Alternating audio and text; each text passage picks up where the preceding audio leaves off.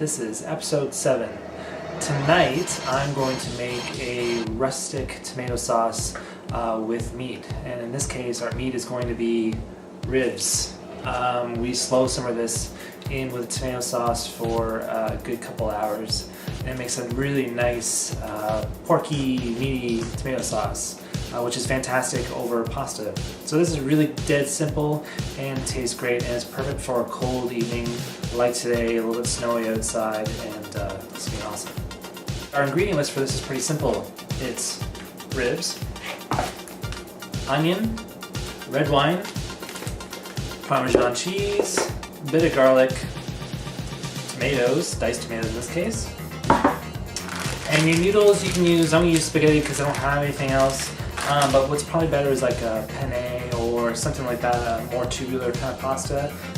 Spaghetti is fine, but ideally you have something that sort of get a good chunk of pasta and some meat together with sauce and it holds it all together so you eat it. But I'll have to use spaghetti. It's no big deal. I'll deal with it. I'll use a spoon and a fork.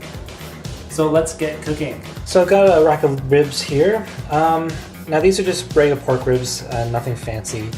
What we want to do is whenever you get ribs, and whether you're going to barbecue them or you're going to do anything, there's something you need to do before you kind of get cooking and go along too far.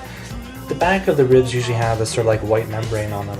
And basically what you want to do is you want to try to get it off, because if you don't, it just leaves it a little chewy, and it helps the texture if you get rid of it. It's actually really easy to get rid of. You basically just take a little paring knife. You just work it under a little bit until you can kind of get your finger in there.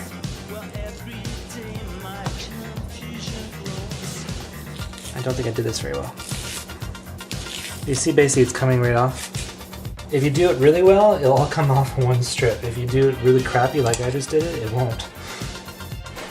The next thing I want to do for cooking, it's going to be a little easier if we actually cut this up into smaller pieces. Next we're going to do is just get all the liquid off here, the blood and stuff. It helps with the browning if your meat is dry rather than really it's got liquid on it. And that goes for anything, roast. Get it all dried off, you know. Next, of course, we want to salt this. We want to add pepper. Beautiful. I'm going to set this aside and move on. So I'm going to cut my onion. So this is how I usually cut an onion. Basically, I just start from the bottom and laterally cut back. I leave my root end intact and basically cut towards it.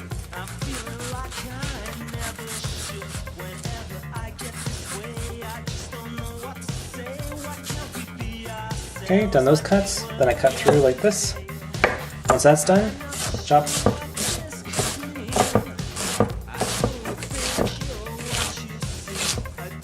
There's my onion dice. It's not a slap chop, but it does the job. Okay, great, my oil's just starting to shimmer a little bit. Usually if you look at it, you can just see a shimmering going on there. Gonna add in my ribs. Now what we want to do is brown this for about 8 to 10 minutes or so, just to sort of brown up both sides. And then we'll remove it and move on to the next phase. Okay, so our ribs are nicely browned. Basically just want a little bit of fat left in the bottom. That's all I got, like a teaspoon or so. Not that much, so I'm going to add my onion.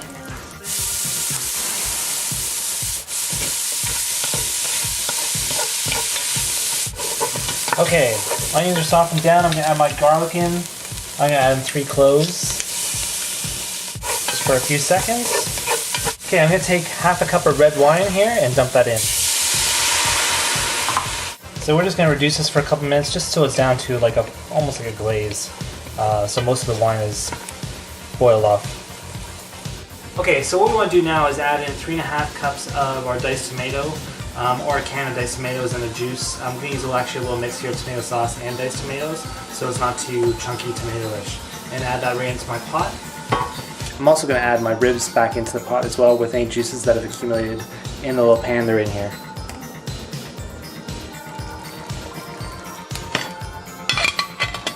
Okay, what I'm going to do is just let this come to a boil, and it's starting to do that now. Once it gets to a boil, we're going to turn it down to low. And then we want to cover it. Okay, so once we have that covered, we're going to let it simmer for about an hour and a half. If you're using beef ribs, which you can do, you'd want to let it simmer for about 2 hours, but we're just using pork ribs. So about an hour and a half in the pot, on low, in the tomato sauce, and just give it a stir. Come up and turn the ribs over, say every 30 minutes or so, just so both sides get a chance to be right in the sauce. And we'll see you in about an hour and a half. Okay, it's been a little more than an hour and a half actually. These have been simmering away, so I'm going to pull out my ribs now and just let them rest. I'm going to wrap them in tin foil and just let them rest for a couple minutes and cool down so I actually pull the meat off the bones. So my ribs have cooled down here a little bit. I'm going to basically take all the meat off the bones and put the meat back into the sauce. In the meanwhile, I'll turn on another pot for my pasta. So I'm going to strip all the meat off this. Ouch! And I'll be back. Ooh, that's hot. Okay, so put my meat back into the sauce. All the shredded pork off the ribs. Looks good. We're going to turn this up to medium and basically just warm it through for about 5 minutes till it starts to simmer again. I've got my pasta on, so that's cooking, and once it's done, we can eat. I can't wait. My pasta's done, and I'm going to add my sauce in over top. So all I have to do is just add a little bit of cheese here on top. So that's it, that's pasta and rustic slow simmered tomato sauce with meat, pork ribs in this case. Hopefully yours tastes as good as mine does. Cheers. Enjoy! Ah, shit.